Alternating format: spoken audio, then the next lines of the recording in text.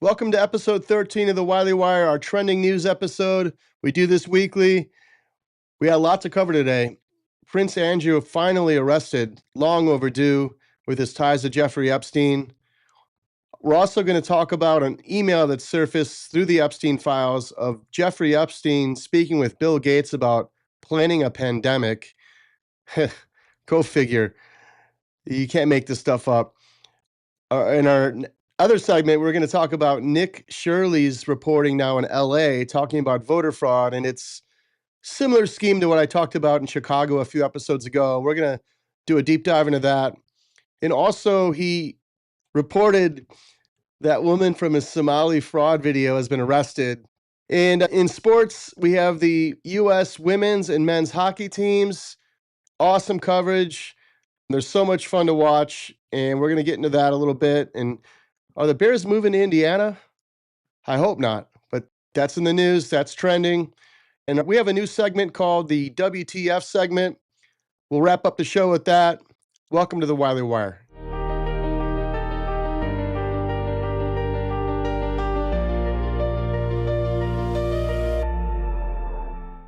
The Wiley Wire weekly episode of What's Trending.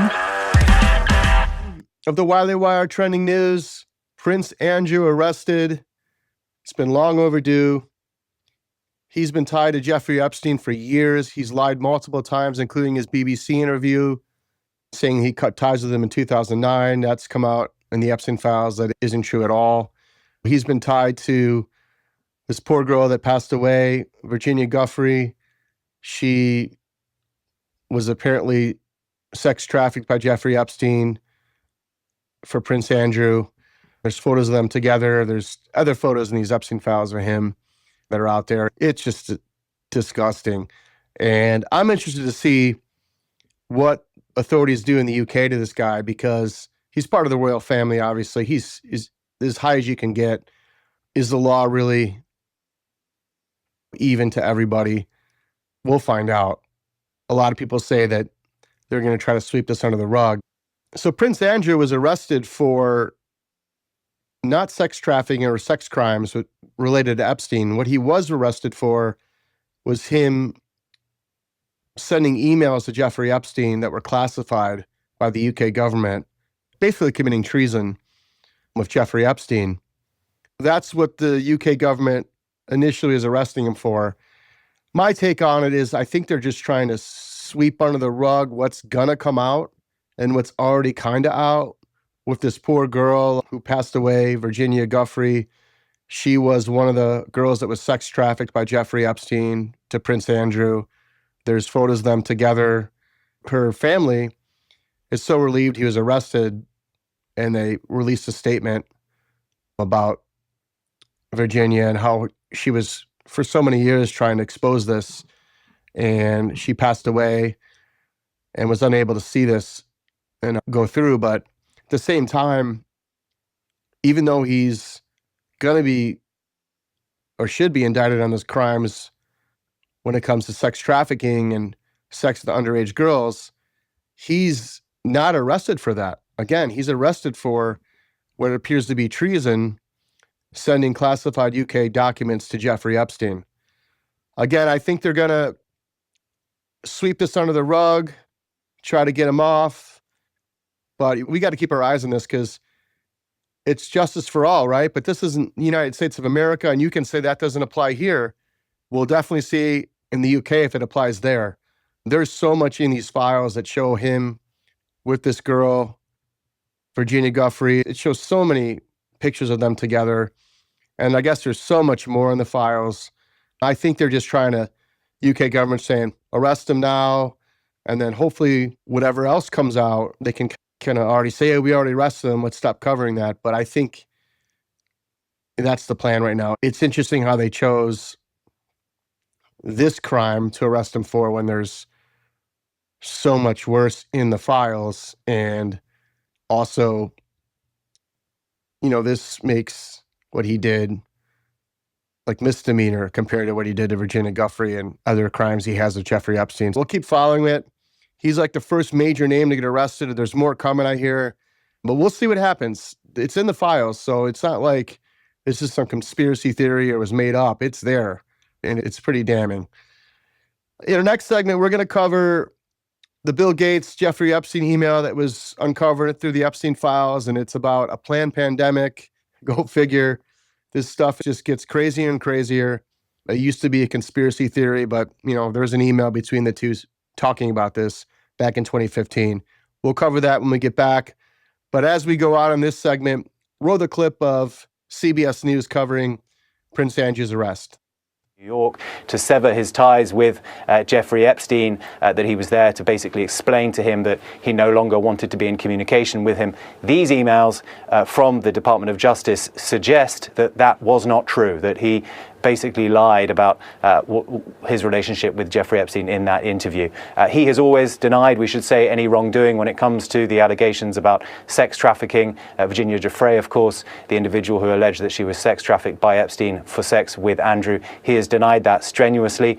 We haven't had comment from him or the palace on these latest allegations about emails to Jeffrey Epstein in his position as trade envoy, but one imagines that at some point today Buckingham Palace will have to release some kind of statement. They are yet to comment. But we are in the extraordinary situation where the brother of the king has been arrested. To my mind, that has never happened in the modern history of the royal family. Certainly, this has shaken this country. It's been a long time coming. I think many people would look at this and say, Andrew should have faced justice a long time ago. Many others will say, well, this is a shock today to find that he's been arrested in this way.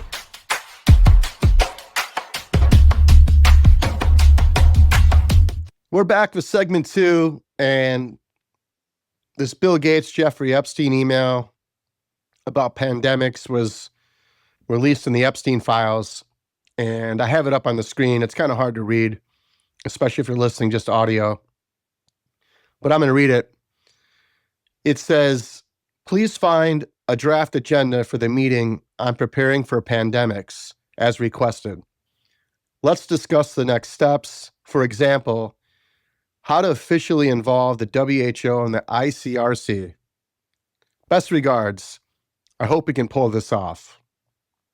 Now, this is Bill Gates to Jeffrey Epstein.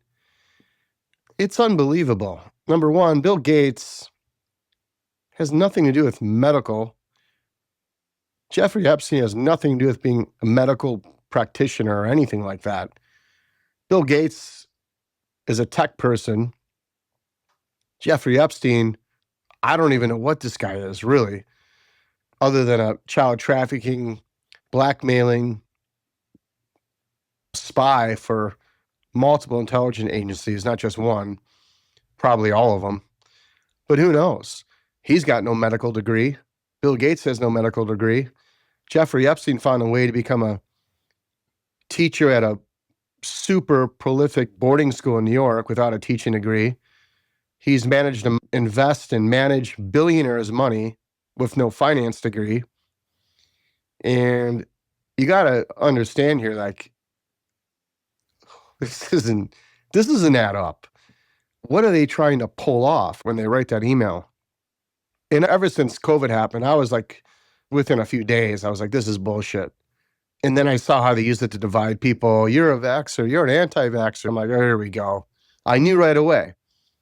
And you look at these emails, and especially this one, you almost got to like knock on the top of the sky. Are we really in the Truman Show? These two guys are talking about pandemics, hope we can pull this off, tying in the WHO together. Like, you can't make this stuff up, and if this wasn't released in the Epstein files, and I just had proof of this email or whatever, and they'd be like, well, that's a fake email. No, this came out of the Epstein files. So there's probably way more in it. There's 3 million documents that haven't even been released yet. And this is just one of them. But this email kind of speaks for itself. Jeffrey Epstein had his hands in a lot of things, and Bill Gates did too. So you just got to wonder, what were these guys doing?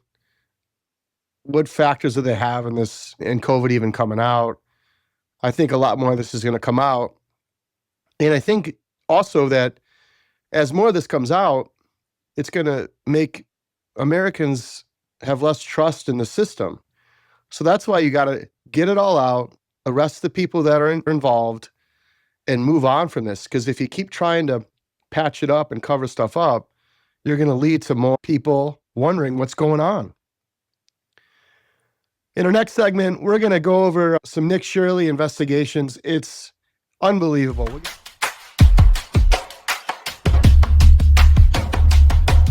The ballots might have gone, like for 108 people, that were registered here. When it comes to fraud, most people think about money. However, there's another potential massive fraud story taking place in America, one tied to the most consequential system in our country, which is our voting system. This has to do with everything about who runs the country and how elections are actually controlled. And if we don't have voter integrity, what even are we? And there's one state that is the breeding ground for potential voting fraud, and that is California, where it can take up to 1 month to count all of the votes, no voter ID, and millions of ballots are cast by mail. And with voter rolls that are extremely vulnerable to errors, such as over 200 people who are over the age of 125 years old registered to vote in certain areas.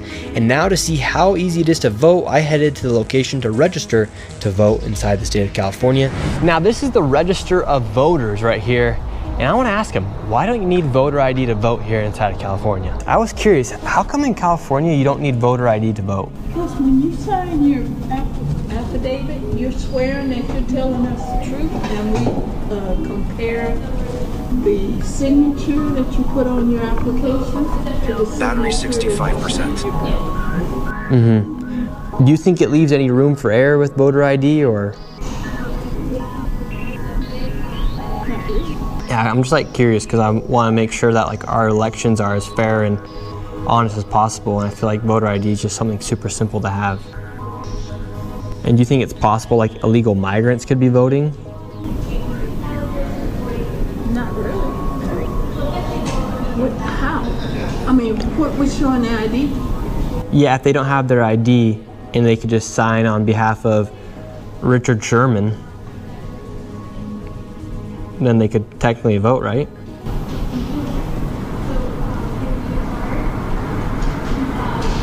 They would be right. Yeah, but what if they just don't care? What if Richard Sherman and Billy Bob Joe just don't care?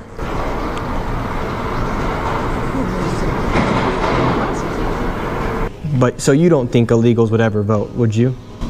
I don't think so. No. Same.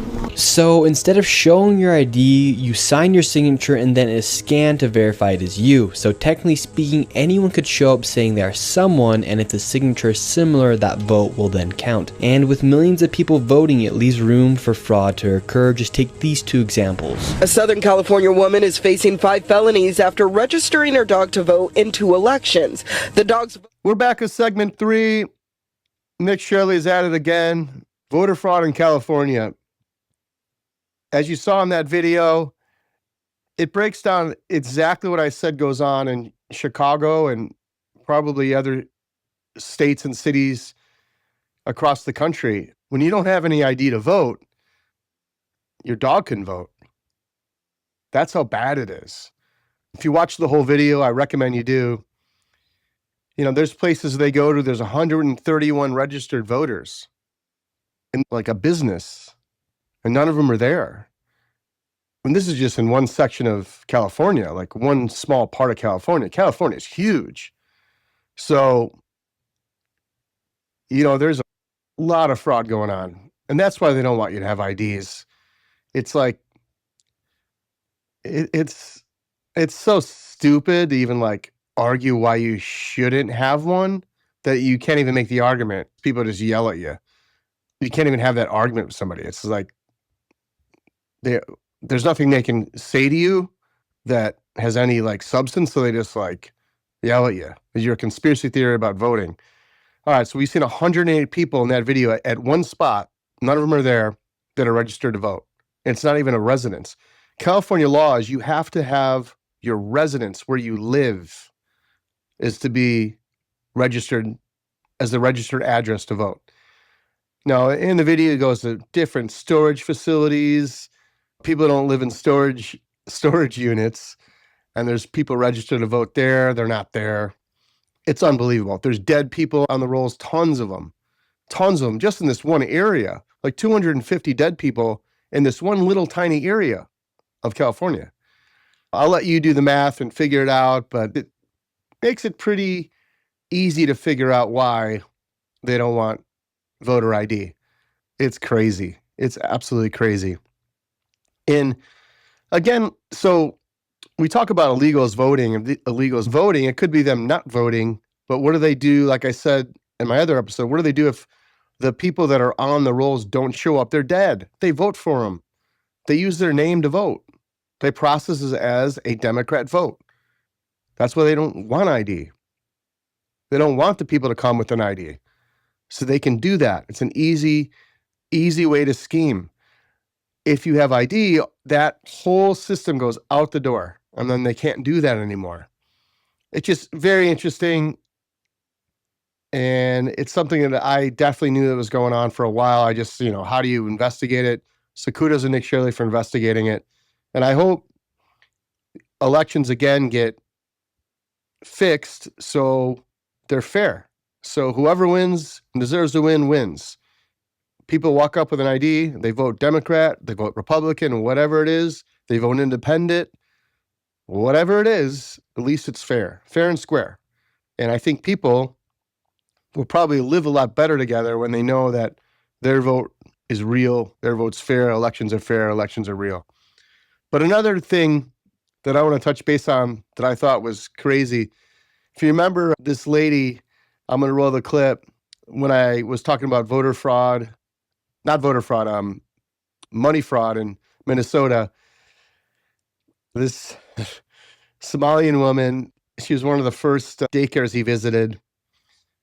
She apparently fled to the UK and was arrested while doing so. And she was part of Future Leaders Early Learning Center involved in Feeding Our Future scam.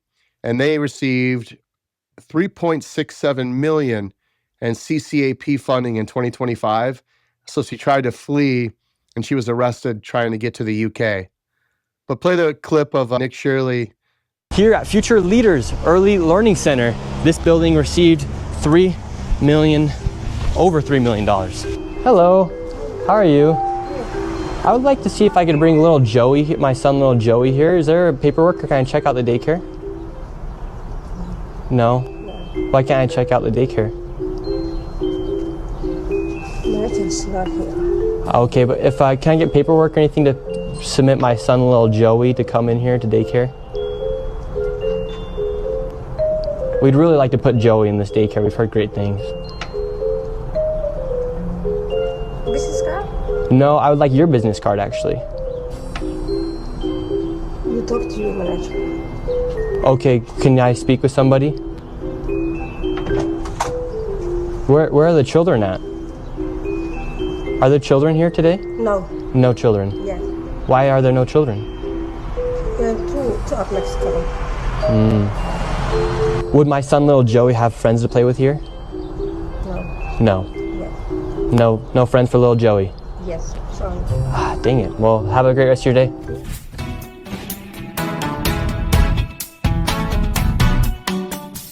We're back with our sports segment 4.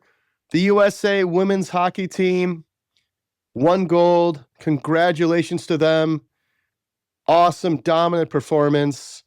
And I want to first off say a special congratulations to Hillary Knight and Kendall Coyne, who I met a few years ago, right after they won their silver medal. I knew that they were going to be on a mission in this Olympics.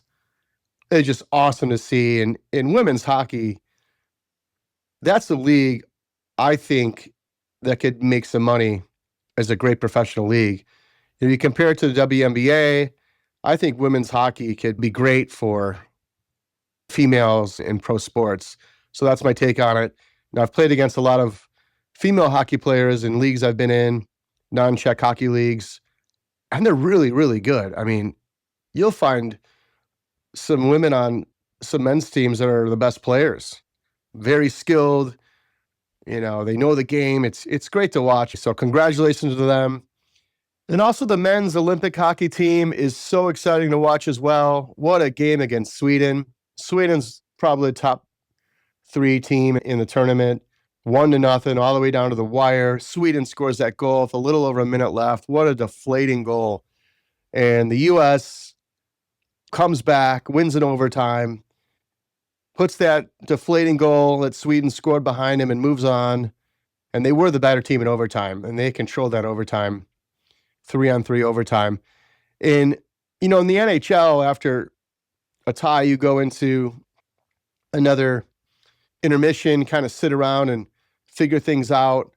And with the Olympics, they don't do that. They go right into overtime without having to Zamboni the ice and go back to the locker room. So the U.S. didn't have time to really, get away from the deflation of that goal that was scored by Sweden. So they really, really put it past them quick and moved on. And they were triumphant, played an awesome overtime. What a great game. So kudos to the USA. And obviously I pre-record this. They got to get through Slovakia to get to the gold medal against, which might most likely be Canada if they can beat Finland. So it's Finland, Canada, United States, Slovakia.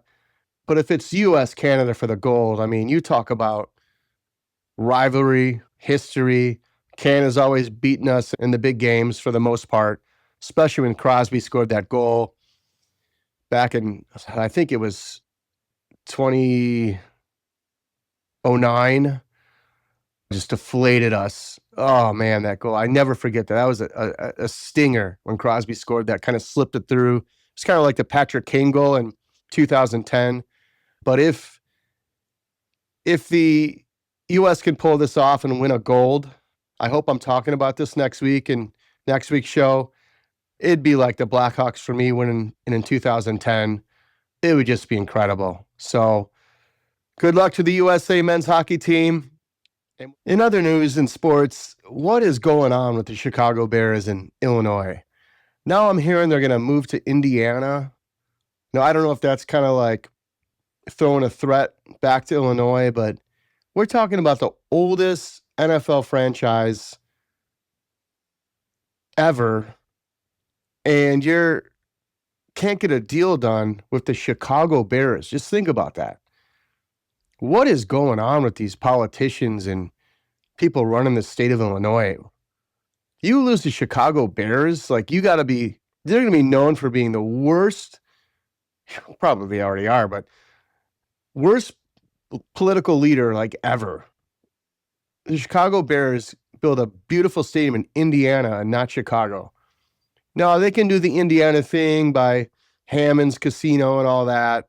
I've even heard Gary, which I can't even see that happening, man. It really pushed the economy for Gary. If you ever been to Gary, Indiana, I suggest you turn around, go the other way.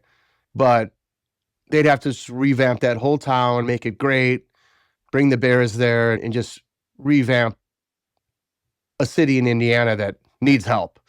Let's put it that way. Got to keep them in Illinois.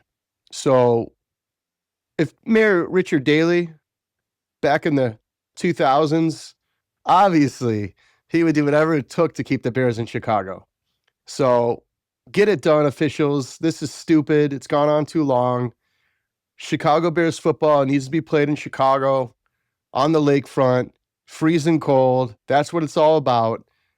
Not some Indiana stadium or, nothing against Arlington Heights. Like, that'd have been kind of cool, especially if you're a suburbanite and you don't want to have to drive to the city and all that. But the Bears belong in Chicago. That's where they belong. That's where they've always been. So get it done. That's my take on the Bears. Hopefully it happens. And this Indiana thing is just a rumor to put some heat on the Illinois officials. In my next segment, we're going to go over our WTF. Each week, I got something that just pops in my head that I can't stand. Don't want to be negative, but we'll be back with that segment. The Wiley Wire segment, where Brandon asks, What the fuck is this? I'm laughing. I forgot about that transition into the segment. Segment 5, my WTF, what the fuck, and I can't stand hearing somebody say this. I may have said it before. It's probably from trying to stop some lunatic from yelling at me, but I like him or her, but I don't agree with everything they say. Why does that have to be said? It's so fucking stupid. Like, let's just take my wife, for example. Do you really think she agrees with everything I say? I hope so, but she doesn't. She knows that. She's probably laughing. Listen to this. I don't agree with everything she says. We're humans. No one agrees with what everybody says at all times. It's the dumbest thing people can say, and it's all done for fear. It's from the cancel culture time. That's what it's from. Like, for instance, like if you voted for Trump or you voted for whatever, Kamala or Hillary back in the day or Trump in 2016 or whatever it was, like it's putting you on a side. So if you got two people to vote for, and let's just say you vote for Trump, I don't have to agree with everything Trump says because I voted for him. Or I don't have to agree with everything Hillary Clinton says because I voted for her. It's the dumbest shit I've ever heard. Everyone's got to stop because it just adds on to the cancel culture bullshit, which is, it's going down the toilet pretty fast. I think people are sick of living in that made up bubble that people created, especially the media. But stop saying I like him, but I don't agree with everything they say. Like, why do you got to say that? If you like a particular person that's a human that you know, right? You never say that. So if I'm sitting at the bar with Joe Schmo and some other guy sits down I know and I say, hey, this is my buddy Joe Schmo. I don't agree with everything he says though. Like, how weird is that? How fucking stupid is that? That's why I hate it.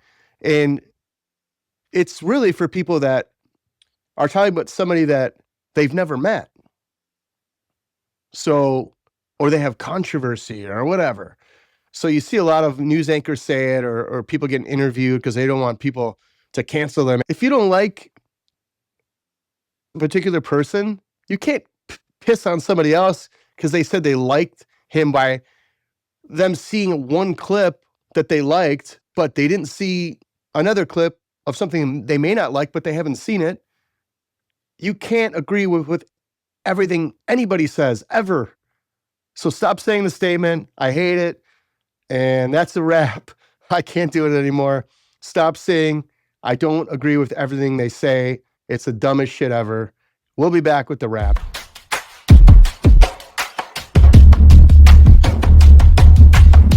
That's a wrap of episode 13, the Trending News weekly episode of The Wiley Wire. Thanks for watching. Follow us at The Wiley Wire on all platforms. You can hear us on Spotify, YouTube, Substack, X. Follow us, and thanks for staying wired. The Wiley Wire dives into sports, music, politics, health, and trending topics for entertainment, info, and education. Listener discretion advised. May include mature themes, explicit language, controversial views, or sensitive content.